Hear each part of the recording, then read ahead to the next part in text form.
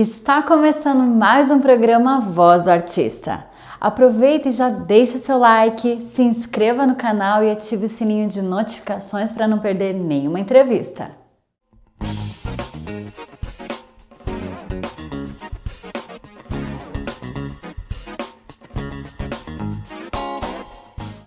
No programa de hoje temos a presença de um artista talentosíssimo com um currículo impressionante. Recebam com muito carinho o curitibano, escritor, jornalista e empresário, Luiz Andrioli.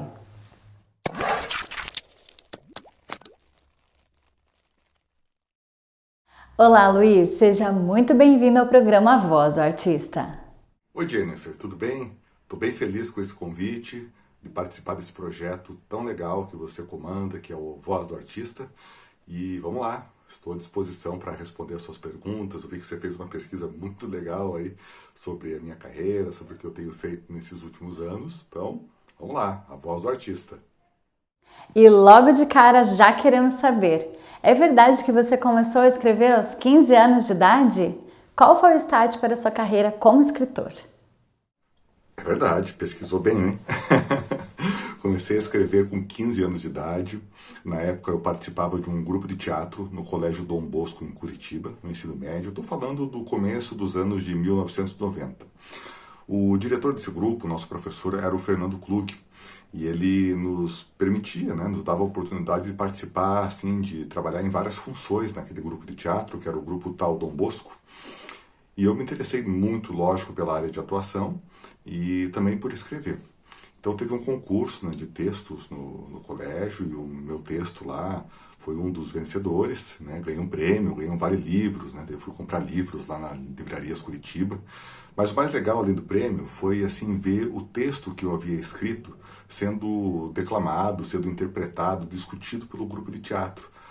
Ali eu me senti muito bem e me senti assim inserido. Me senti participante de um grupo, inserido socialmente. A partir dos textos eu comecei assim, a ter mais ideias para outros textos e chamei a atenção também das pessoas. As pessoas perceberam, pô, o cara escreve, tem algum talento ali. Isso foi legal até para minha autoestima, assim, de fazer amizades, de conhecer as namoradinhas. Então a minha inserção num grupo maior, que para muita gente acontece pelo esporte, tal, para mim foi pela literatura. Comecei a escrever e comecei a me sentir mais confiante para ir para a vida mesmo. Você tem 5 livros publicados. Entre eles, o primeiro foi O Circo e a Cidade, que fala sobre um personagem de Curitiba. Compartilha conosco o enredo e o porquê da escolha desse tema.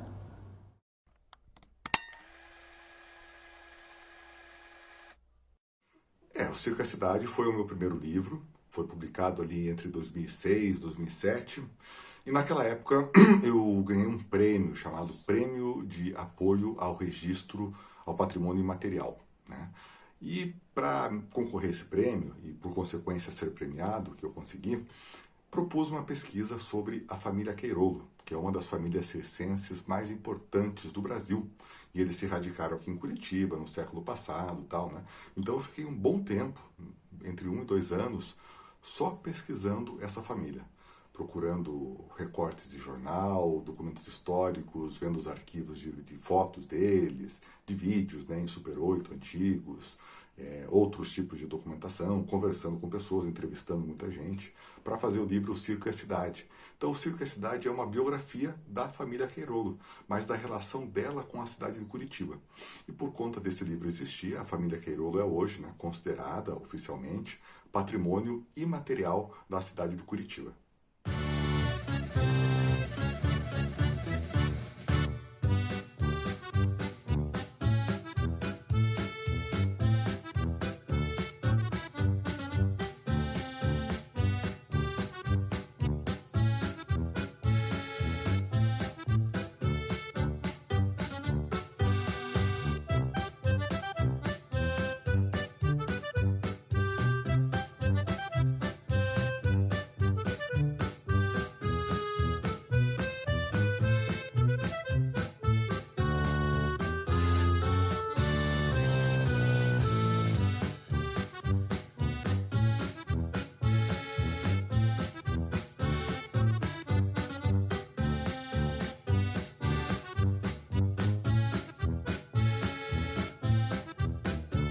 Em 2009, você realizou no Sesc da Esquina, em Curitiba, uma palestra interativa do seu segundo livro, A Menina do Circo.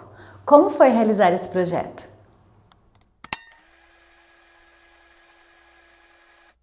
A Menina do Circo é um livro infantil que eu escrevi lá na primeira década do passada, né? Em 2008, se não me engano. Na verdade, ele é do século passado, mas ele estava na gaveta e eu decidi publicar lá por 2008, 2009. Tá? E esse livro conta a história assim, da paixão de um garoto por uma artista do circo, né? A menina do circo. E a partir dali descobre N coisas, N emoções, né? Da relação dele com o pai dele, com a família dele com outros colegas. É muito bacana. E daí, para lançar esse livro, nós fizemos algumas atividades de arte e educação com várias crianças, né? E essa questão da literatura infanto-juvenil, Jennifer, eu queria te falar, ela é muito importante para mim. Primeiro porque hoje eu sou pai, né, de um garotão, Francisco, de 8 anos, é um grande leitor, estamos conseguindo, eu e a Celina, mãe dele, estamos conseguindo formar um grande e crítico leitor, é muito difícil, mas é uma luta diária, né, e está valendo a pena. E nós também temos a Prosa Nova Editora, que publica também livros infanto-juvenis. Nós publicamos aí há 2 anos o livro Opa, do autor e ilustrador Adilson Farias, e esse livro foi inclusive um dos 10 finalistas do Prêmio Jabuti, que é o prêmio mais importante da literatura brasileira. Esse livro também ganhou o melhor texto da Associação Nacional dos Escritores e Ilustradores de Literatura Infanto-Juvenil, melhor texto do Brasil. Esse livro também foi escolhido pela ONU para participar de uma biblioteca dos Objetivos do Desenvolvimento Sustentável, por tratar do tema velhice, né? O Opa é um senhor, um inventor velho que desenvolve, né, que é acometido da doença de Alzheimer. E aí uma ótima oportunidade da gente falar sobre velhice para crianças. Então, respondendo a sua pergunta, fechando aqui essa volta que eu dei, a minha relação com literatura infantil, que nasce lá no século passado, hoje desencambou, no bom sentido, em uma editora de livros que publica também livros infanto-juvenis. Nós acreditamos muito na literatura.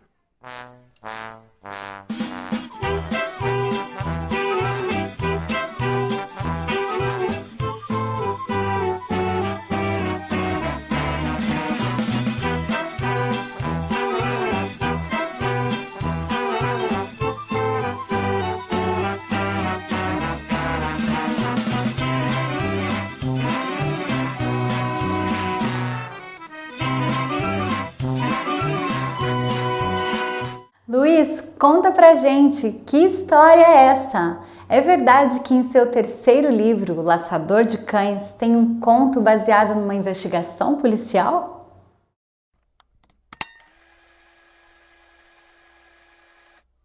O Laçador de Cães, esse livro eu lancei em 2012. E foi um livro premiado, né? Tem dentro dele um outro conto, que não é esse que você falou, que ele ganhou um concurso de contos, o concurso Miguel Sanches Neto, concurso nacional, e o livro inteiro ele recebeu o prêmio da Grua Livros, e o seu prêmio foi justamente a publicação dele. Concorreu com outros 200 livros, né? Foi publicado pela editora Grua, uma editora muito bacana de São Paulo. E este conto que você falou, de Jennifer, legal, que você comentou dele, que é o conto Ladrão de Galinhas. Ele sim nasceu de uma investigação policial. Eu acho que você pesquisou aí e deu uma olhada no meu currículo. Eu fui repórter, né? Fui jornalista há muitos anos. Ainda sou jornalista. A minha profissão é o nomezinho que eu escrevo ali na ficha do hotel. Mas eu era repórter e eu trabalhei muito como repórter policial, né? Cobrindo aí crimes, tal, delegacia, esse mundo todo. E eu recebi no BIP, no Pager na época, quem não sabe o que é Pager vai pesquisar aí na internet, uma notícia que um delegado de polícia mandou para mim dizendo que ele tinha prendido um ladrão de galinha. Eu achei aquilo muito interessante. E era de fato um ladrão de galinha. Ele havia sido preso porque roubou uma galinha de um vizinho, porque a família estava com fome, e a prova do crime, olha, isso era dolorido, a prova do crime era a galinha cozida na panela do ladrão. Eu vi essa panela, eu vi a prova do crime, entrevistei as pessoas, né, e o delegado não sabia nem o que fazer, porque era um ladrão, mas ele chamava aquilo, a lei fala isso, né, de crime famélico, crime pela fome. Né, então não há que se prender uma pessoa que roubou porque estava com o estômago roncando e assim estavam também a sua família. Então uma história triste, né, mas eu tenho N histórias dessa e muitas dessas viraram contos no livro O Laçador de Cães, né, que é um livro assim, muito inspirado pela minha experiência de repórter e no dia a dia. Como dramaturgo, você tem vários textos de teatro, dentre eles O Casamento da Filha do Palhaço, que foi premiado com o troféu Gralha Azul de melhor espetáculo no Paraná em 2019.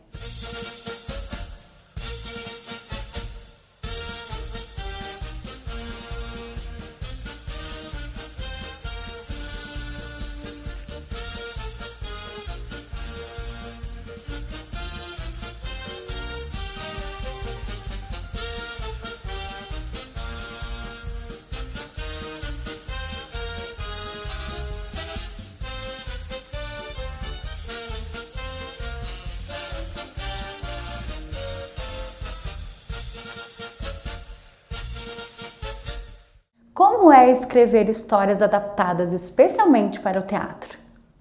Especial é o teatro, né? Qualquer coisa que a gente faça para teatro é especial. A função de escrita, de literatura, de escrever é muito solitária. A gente faz isso sozinho, não sabe se a história é boa, se vai conseguir terminar a história, se vai conseguir publicar, se conseguir publicar, se vai ser lido, se for lido, se vai ser gostado, se vai ser vendido, N coisas, né?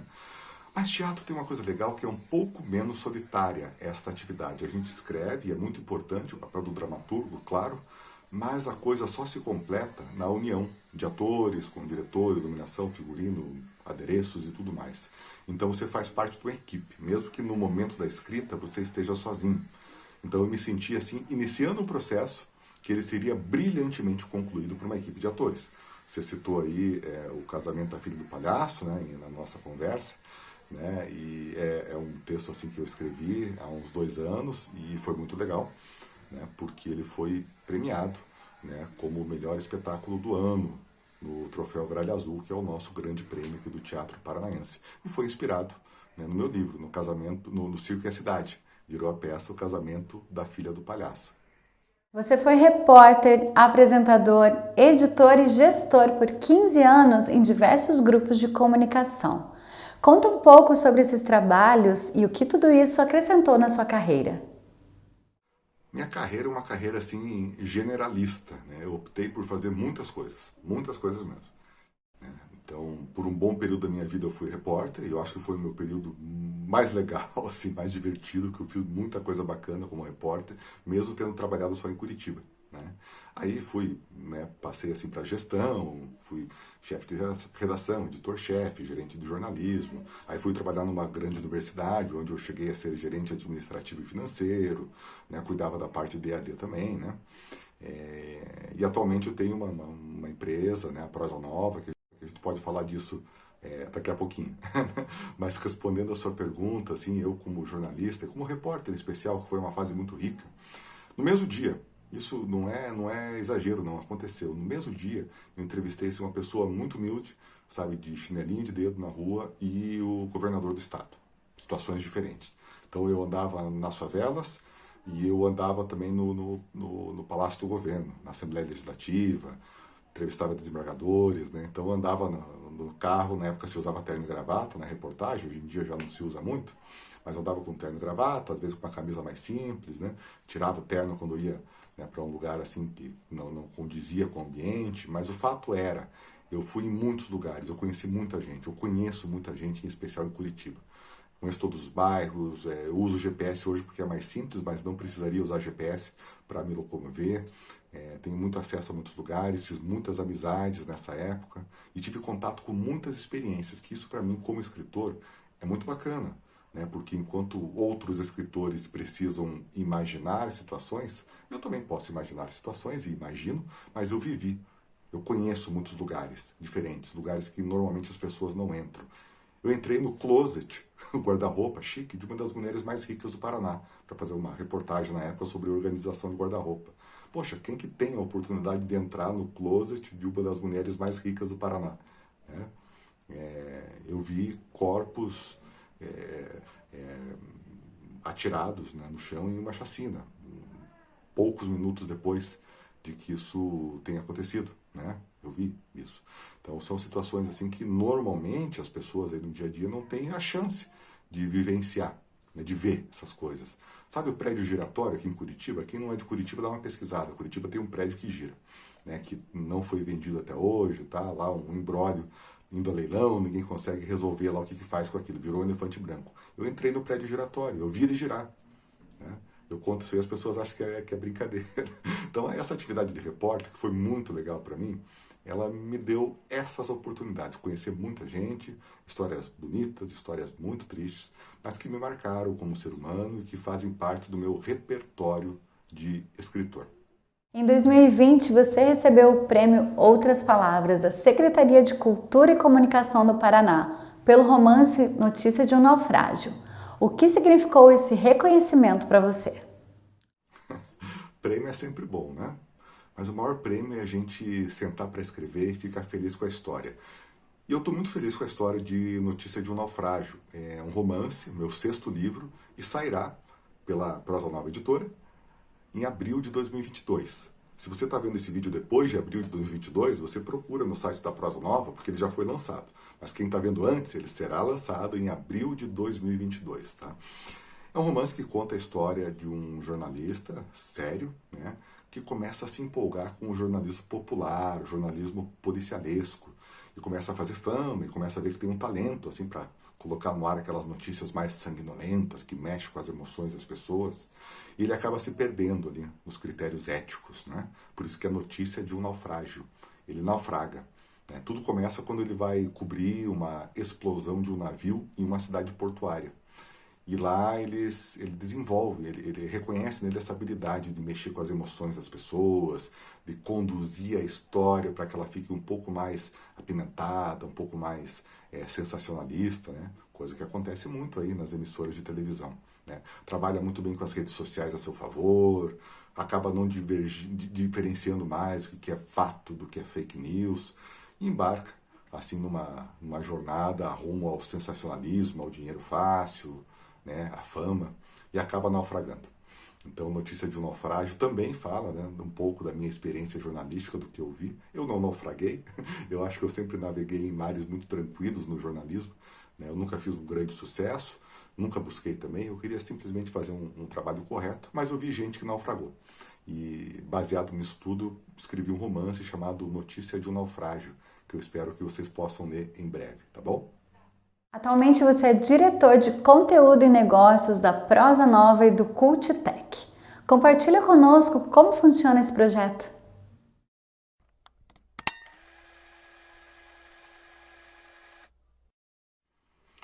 Prosa Nova e do Cultitec. Se você procurar, Jennifer, EduCultTech na internet, o que é uma EduCultTech? Você só acha uma, que é a nossa. A gente inventou um tipo de empresa aqui. A Prosa Nova ela nasceu como editora lá em 2014. Começamos a publicar livros, a fazer alguns projetos, né? E depois começamos a avançar também para projetos culturais, além da literatura. E começamos aí bem, né? E há uns 2 anos e meio começamos a ser acessados pelo mercado, por clientes, para atender na área da educação também. E eu pensei, puxa, outra área, né? A gente já está aqui bem na área da cultura, o que fazer, né? Na área da educação, que é outra mão de obra, outra expertise. Mas começamos a atender e no caminhar nós vimos que a mão de obra que trabalha com a gente na parte de cultura atende muito bem a parte da educação. Aí eu falei, poxa, que legal, o mercado está nos buscando para entregar produtos educacionais e nós temos gente aqui que já está com a gente, que faz muito bem produtos educacionais porque faz cultura. Então isso é um reconhecimento para a gente, né, Jennifer? Para você, inclusive. Quem é da área de cultura, do teatro, do cinema, da dança, da literatura, tem habilidades que interessam a muitas outras áreas. E nós somos uma empresa de artistas.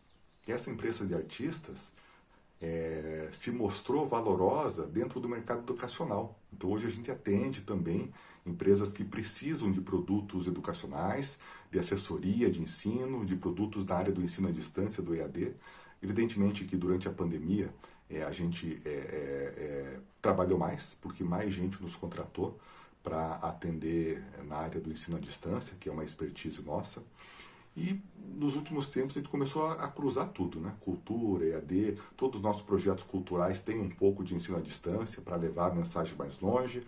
Todos os nossos projetos educacionais têm um pezinho na cultura também, porque ao trazer o pessoal de cultura para trabalhar na educação, eu tenho visto isso diariamente, os produtos educacionais ficam muito melhores, muito mais refinados, com mais qualidade de texto, de imagem, de tudo. Gosto muito de de trabalhar com os meus amigos da cultura em todas as áreas que a gente atua aqui. A gente atua em 4 áreas, tá? Na Prosa Nova e do Cultitec. Nós temos os nossos próprios cursos, né? Um dos cursos é o curso Como Fazer o Seu Podcast. Nós fazemos cursos para os outros, quando nos contratam para sermos assessores educacionais, então, a segunda área. Nós somos uma editora, dá uma olhadinha no nosso site aí, da Prosa Nova Editora, os livros que a gente já publicou. E nós somos também uma produtora cultural. Essa é a Prosa Nova e do Cultitec. Um escritor é, por natureza, um apaixonado por histórias. Então, se pudesse voltar no tempo, qual momento histórico você gostaria de ter presenciado e por quê? Jennifer, eu não voltaria no tempo. Não voltaria. Eu já fui saudosista, já pensei muito em questões assim, de tradições, de passado, mas hoje não. Hoje eu quero hoje, o aqui e o agora, o etunc, né? Eu gosto do hoje. Eu acho que o melhor momento para a gente fazer arte é hoje, o melhor momento para a gente fazer literatura é hoje, o melhor momento para a gente pensar em educação, pensar no desenvolvimento do ser humano é hoje. Né? O passado é o passado, quem estava lá fez o seu melhor possível. Eu não tenho interesse, assim, não acho que eu estaria melhor em outro momento. Eu acho que eu sou um homem do meu tempo, eu quero pensar as coisas de agora. Eu sou muito interessado nas questões do presente, em política, eu leio muito jornal, acesso muito a internet para consumir notícias, escuto muito rádio, vejo muito noticiário, leio coisas do agora, não só literatura, eu me interesso por N assuntos de tecnologia, de inovação, de empreendedorismo, lógico que eu sou empreendedor também, né? Então eu sou muito ligado nas questões do agora, sou uma pessoa que gosto de inovação, de tecnologia, sabe, gosto de aparelhos, tô aqui com um microfone super legal que eu tenho, gosto de comprar essas coisas, celular, computador, software, tudo que ajude a gente a trabalhar melhor, a levar coisas mais bacanas para as pessoas, me interessa. E isso acho que não tinha no passado, né? Então, e se com toda essa evolução tecnológica a gente ainda conseguir trabalhar a favor de um desenvolvimento do ser humano a partir das artes, a partir do conhecimento, a partir da ciência, melhor ainda. Né? Então esse é o caminho que eu procuro trilhar com a minha produção literária, enquanto artista, e com a minha atuação como empresário. Nós estamos no agora, nós fazemos negócios para o agora, melhorando a vida das pessoas agora e para frente. O que passou, passou. Os outros que fizeram. Luiz, para fechar com chave de ouro essa entrevista, a Voz do Artista trouxe 2 pessoas que desejam mandar uma mensagem muito especial para você. Olá, obrigado pelo convite de participar aqui e prestar o meu depoimento a esse cara profissional que eu conheci há décadas atrás na RIC Record. Eu me lembro muito bem, quando eu entrei na sala ele estava sentado conversando com a diretora de jornalismo e na época eu era o editor-chefe. E ele estava lá começando a sua carreira, se posicionando no mercado, conversando, entregando o seu currículo para algumas emissoras. Naquele momento não havia vaga, mas logo depois que surgiu, imediatamente a gente contactou com ele, porque o Luiz é dessas pessoas, quando você vê à primeira vista, você já percebe, mesmo antes de conhecer o seu trabalho, uma lisura, um profissionalismo, uma integridade e mais, além da responsabilidade, uma credibilidade, que é tudo que todos os jornalistas querem, né, almejam. E o Luiz, pela imagem, né, que ele passa já no primeiro momento, ele já traz tudo isso. E quando você começa a trabalhar com ele, de fato, né, você percebe na prática, né, pelas ações, pelo trabalho que ele desenvolve, com muito respeito às pessoas, com um texto incrível. Eu acho que lá naquela época eu não sabia a inclinação dele, obviamente, pela literatura, pela crônica, mas foi no jornalismo televisivo que logo depois, ou um tempinho depois, ele já começou a mostrar nas reportagens especiais esse texto tão brilhante, tão bem acabado, de autor. E então eu desejo para você, Luiz, sucesso na sua caminhada. A gente se encontrou um tempo depois na universidade, e eu dando aula e ele em outro departamento, mas fomos muito parceiros porque o Luiz também tem, além, obviamente, da autoria, além, enfim, do seu interesse pela literatura, ele gosta muito das artes cênicas, do teatro. E, enfim, a gente percebeu, né, escreveu um texto aí premiado, né, de um espetáculo premiado. Então, eu te desejo o melhor, meu amigo. Somos parceiros hoje de trabalho, vamos continuar sempre, né? Porque você é um cara em que eu confio, né? E admiro. Sucesso para você. Luiz Andrioli, que prazer estar falando de você. Luizão, querido parceiro, 5 anos de Dom Bosco, lá na sua adolescência, e depois, tanto tempo juntos até hoje, tenho o prazer da sua companhia. Você é o maior orgulho entre os meus filhos, que eu não tive, mas meus alunos. Sim, porque você foi muito longe. Você é uma grande pessoa. Isso não foi minha responsabilidade, claro. Você é um grande artista. E você é jornalista, escritor, dramaturgo e professor. E editor ainda, Luiz. Olha que coisa legal. Você é a própria prosa nova que a gente precisa hoje. Eu tenho muito orgulho. Eu lembro de quando a gente se encontrou no Cine Passeio há alguns anos e você mostrou a preocupação de estar abrindo um negócio novo num tempo tão difícil. Uma editora. E foi... olha aí no que deu. Luiz, você abre campo para todo mundo, pela sua generosidade. Para professores, para artistas, para todo mundo. E nossa, desejo muito, muito para você. Você tem uma grande família, Luiz, em todos os sentidos. Conta com a gente. Luiz Andrioli, muito obrigada por sua entrevista. Foi um prazer ter você em nosso programa hoje. Sua bagagem profissional nos enriqueceu muito. Olha, mais rico fiquei eu. Você que me enriqueceu muito, Jennifer. Adorei essas perguntas. Adorei assim a pesquisa que você fez no meu trabalho, me senti assim presenteado, lisonjeado. Muito importante, sabe? Eu como entrevistador sempre procurei isso aí, né? Na medida do possível, a gente entender a vida da pessoa, saber o que ela fez, pesquisar, né? Para que a gente faça perguntas assim que até deixem a pessoa ali mais pensando no que responder, né? O que trazer, né? Muito importante.